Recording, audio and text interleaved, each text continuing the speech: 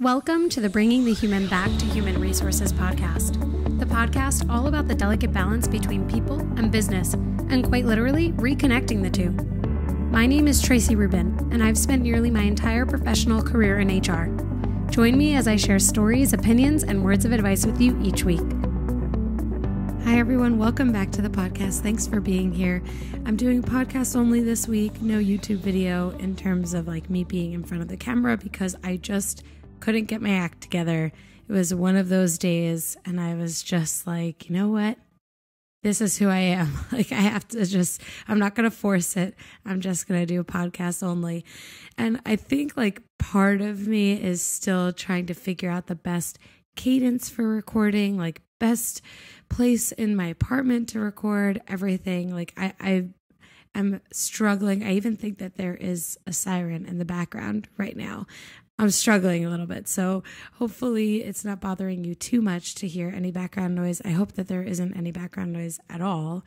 But here we are. So thanks for being patient with me as I figure out the YouTube life. I'm still in the air about whether it is the life for me, but I'm happy to always put this content out there, even if I'm only doing a podcast only and my face won't necessarily be live and on camera. So this week, I just wanted to talk to you about a few things that are going on in my work life. So one of the reasons why it's going to be a super busy week is because I'm onboarding a new HR consultant. And if you've been listening for a while, this is probably the second or third time that you're hearing me say that. And that is because it is a temporary role and it's been really hard to fill. It's been really hard to find someone committed to the role, and just kind of willing to be in a contract position. So finally, I have found someone else to support with the COVID processes and then other HR projects that I'm working on or leading. And I'm really expecting for her to be a great addition to the team. We don't know how long a position like this will be needed, considering we don't know how long COVID will be around, but I am looking forward to having help on my team again because it's been tough. I mean, if you've been listening, whether it's since the beginning of the podcast or at least the last few months, you know that it's been not so easy because of the impact of COVID. It doesn't stop. Our business doesn't stop. It's 24/7. So looking forward to having some help. But part of bringing her on is making sure that she gets appropriate training and onboarding. So she starts this week. Actually, it'll be her second day when this podcast episode is released. So I'm really looking forward to having a little bit more time put back into my day in the medium to long run, because obviously in the short run, onboarding takes a lot of time. But when it's done right and it's done well in the medium and long term, it is a huge time saver for me or the person training, because now we have someone new who can kind of take on initiatives or things that typically were taking a lot of time. So I'm hoping that that means that I won't be working crazy hours as much. I won't be working on the weekends as much. And so I can invest that time in the podcast because I have a lot of goals, I have a lot of dreams, aspirations for this podcast. I really want to make it something that is like a business. So that takes time. It takes a lot of energy. And I want to be able to give you all the best content possible too. For example, one of the things that I've been thinking about and something that my fiance has really been speaking to me about too is YouTube is a great place to put those quick hot take type of videos. And I just don't have the capacity today to do that, but it's something that I want to do. I want to be able to give you quick recap type of content. So it's easy, maybe even bonus content on the podcast, anything on Instagram. If you've even followed me on Instagram, you'll probably notice that I haven't been able to go live in a while. I haven't really been able to post as much new, interesting content. And so I'm just keeping it real. This is something that I am super hyper aware about and want to really impact in the coming weeks. So last week I mentioned that I want to come back to this destigmatizing HR topic, and I'm not going to do it all on this episode. But one of the things that I did want to mention ahead of having a full recap of the very first episode that I launched on this podcast last year is that I think that every industry and every job has a stigma. And so it would be naive of me to think that only HR has this stigma, because it certainly doesn't. And I bring this up because recently I was speaking with members on my team, like my colleagues, about some of the things that we're looking to improve upon, different opportunities that we have and things that we can do differently to become a more effective, more productive, even higher performance team. And one of those things that came up was giving more regular feedback. And one of the things that I said was like, just do it. I mean, feedback doesn't have to be this negative thing, and it has this negative connotation for a reason, but it's not negative, it's neutral. And this made me think about why feedback has a negative connotation. And I think it's because it's only used, or it's on the majority used, to criticize or to critique. Whereas really, if someone is doing something really well, we should be acknowledging that just as often as if they're doing something that we need them to change or to do differently. And so I was thinking about this in the context of stigmas for HR, because if we've had a bad experience with an HR professional, then that does set the stage for what we expect other HR professionals to be like. Just like if someone gives us feedback in a way that's really unkind or potentially doesn't bring in a lot of facts or data, then it's not going to set the stage for you wanting to receive or being open to receive feedback. So I want to draw out this point a little bit more on a future episode, but I would also love to hear from you if you have some thoughts on even your own career or stigmas that you have developed over the years for different industries or jobs, job titles. We all have these stigmas or preconceived notions in our mind. And really, it's similar to having unconscious bias, because if we proceed or go into a situation where we think something is going to happen just because of a prior experience or just because of who the person is or what they look like or what their name is or their job title, I mean, we're not really setting ourselves up for a successful conversation or productive relationship. So there's a lot of opportunity here on the interpersonal or quote unquote soft skills side of things. And soft skills, I mean, interpersonal skills are so not soft. They take so much maneuvering and so much work and so much energy. I wish that soft skills were seen like hard skills, like analytics, because actually when you're not good at the relationship piece, you're probably not going to be so successful in most circumstances today. So those are just some initial pieces of food for thought. I'd love for you to reach out to me on Instagram or through my email, which is linked in my bio, to just tell me about stigmas that you've encountered in your own role. Let me know what role you're in, what industry you're in, and let's have a conversation on this. I think that toward the end of May, I'm going to come back to this episode, and maybe we'll even talk about it on an Instagram Live. We'll see. As I have more time in my day and in my week, I'll definitely kind of flesh this out and think about how we can come back to this conversation. So one of the things that I wanted to really draw out on this episode is coming back to this notion of skills. And I'll answer some questions at the end that are specifically related to skills and credentials and different things like that. But interestingly enough, the Human Times newsletter, which I have shared with you all before on a few episodes ago, they recently published an article that talks about how more employers are focusing on skills rather than credentials. And this is pretty much exactly what I'm trying to point out, that skills play a huge role in someone's ability to work or be on the job, let's say.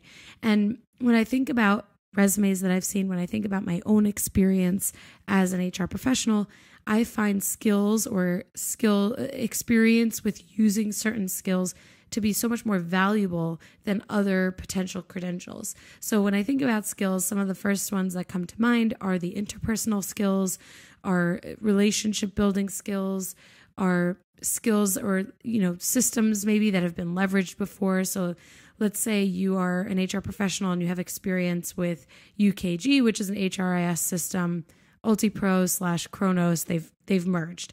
And that is a skill to me, being able to know your way around a system or a tool like UKG is a skill set, because when you think about entering onto the job, the more you know coming into it, the better in certain circumstances. And so when I think of skills compared to credentials, for example, it's like having a proven track record for being able to build relationships versus 6 years on the job. What does 6 years actually tell us? What does 5 years actually tell us? Can you speak to the behaviors or the things that you've done or how you act in certain scenarios that will help an employer or hiring manager to better understand what it is that you're going to bring to the table? So in the newsletter, and I will, as you know, link everything in the show notes, but this specifically is referenced with regard to degree requirements. And this, I think, is a super fascinating topic because there is always this question. I think it's an evergreen question, never dies. Do people need a college degree to do certain jobs? And if you were to ask me about an HR job, if someone has had experience, maybe they started out as an admin and they've grown and they've grown and they've grown, but they never went to college, I don't know that they need a college degree. I don't actually even know if they need a college degree without that entry-level experience. Maybe it depends on the industry. Maybe it depends on the level of HR job, for example. But actually, if you have the tact and you have the resourcefulness and you have the strategic approach to things, I don't think that you need a college degree to do the things that an HR professional does day to day. Again, depending on what the job is. When I think of a payroll job, for example, can someone be able to learn on the job? Can they prove their knowledge through a test or an exam before being hired? Maybe. And I would argue that if they can perform in a scenario that tests their knowledge and their aptitude for the role, that potentially replaces the need for a degree. I mean, at this point at least in the American culture, it almost feels like every single person needs to be college educated to get a job that they want.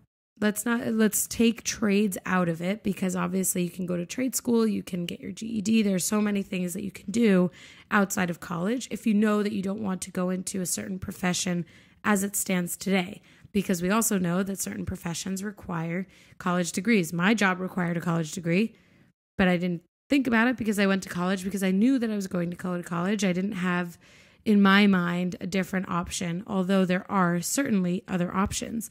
And so I wonder if there was this shift in requirements that allowed people who didn't have a college degree or don't have a college degree to be considered for the opportunity.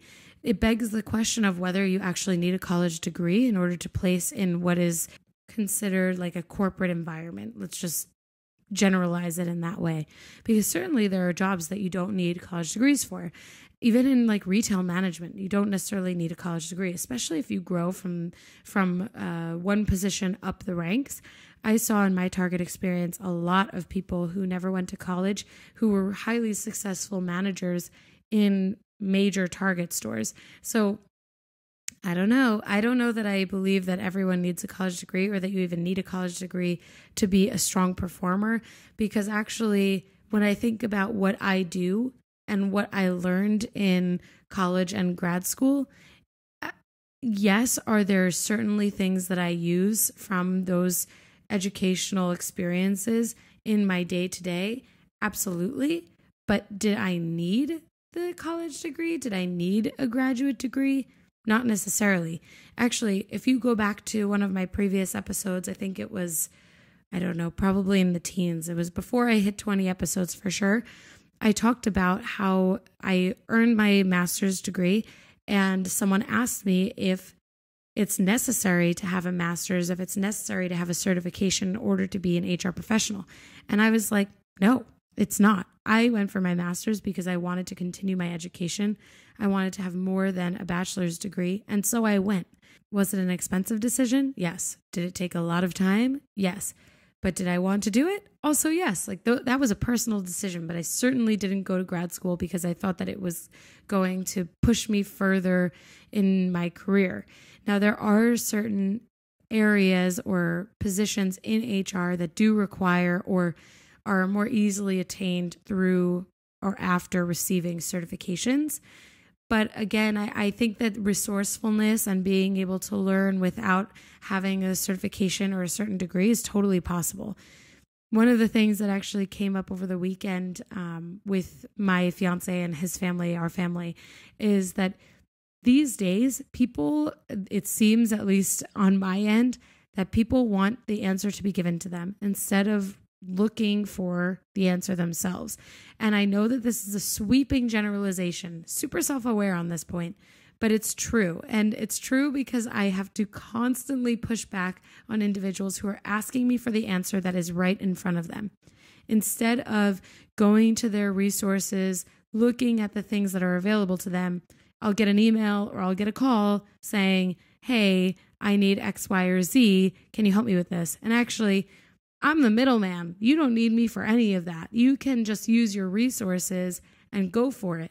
And get the answer, I should say. And so for me, when we think about what a college degree certification is supposed to do or expected to do in order for someone to be able to be in the running for certain jobs, it's like, well, doesn't that educational experience teach you the things that jobs want you to have, like how to be resourceful, how to work with others, how to complete projects on time, how to, investigate or do research or whatever the job calls for? Like that's what college really is teaching. And so if you already have those skill sets or you have the ability to leverage those skill sets outside of earning a degree, shouldn't you be able to apply for that job?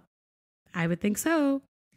Anyway, I think it'll be interesting to see how society makes a shift. If they make a shift, if we make a shift, who is society? I think we are society. But, I think it'll be interesting. I do believe that the United States, because of the competitiveness, because of the capitalist environment, this is probably a reflection of our competitive drive and competitive nature, whether right or wrong. I could be wrong here, but that to me is probably one of the reasons why every year things become more and more competitive. Colleges are more competitive. People are now going for their masters or their PhDs, or they're getting double masters, 2 master's degrees in the same or different fields because they're trying to become more and more competitive on the market. And I mean, at some point the bubble has to burst, right? Not everyone can have a master's degree. Not everyone can have a doctorate. Not everyone can have a bachelor's degree even. And so how do we maintain this sense of competitiveness without forcing people to go to college or to only create a singular pathway? Because there isn't a singular pathway in anything in life. And so shouldn't we be more open to people of different backgrounds? Again, I think so. Next week, I'm going to have a guest on the podcast, super interesting guest. His name is Ron Thurston, and he wrote the book Retail Pride. And we're actually going to dig in a bit into these elements of how people and their experiences are perceived. And one of the things that we will definitely talk about is having non-traditional or differing work histories and how we should really appreciate those things. So I do think that this week, having this conversation is a good setup for next week. I think you're going to really, really enjoy the conversation. He has all of these wonderful anecdotes about leadership that apply to retail leaders and non-retail leaders. So I'm excited for our conversation, for you all to hear his words of wisdom and for us to break down the book a bit.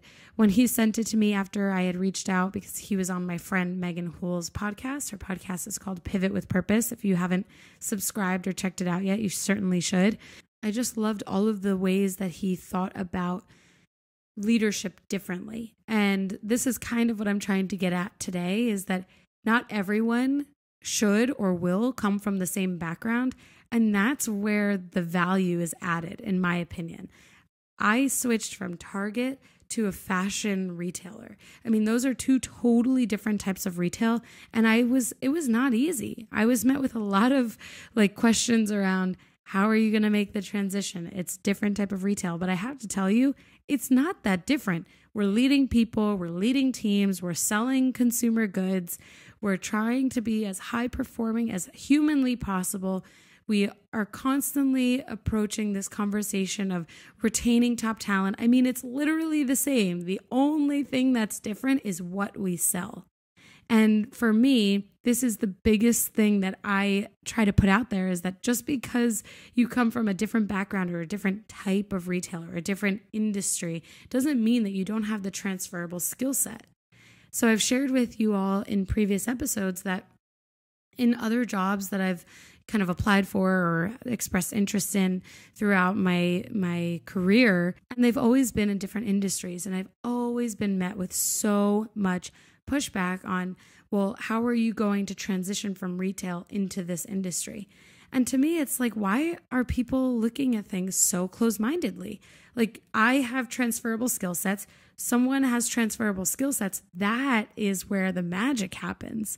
Having diversity of thought, I say this all the time on this podcast, having diversity of thought is where the magic happens, when you have people from different backgrounds coming into your industry and really challenging the status quo. That's where progress is made. That's where growth happens. And so I'm really excited about next week. So if you haven't subscribed to the podcast yet, maybe this is the first episode you're listening to, welcome.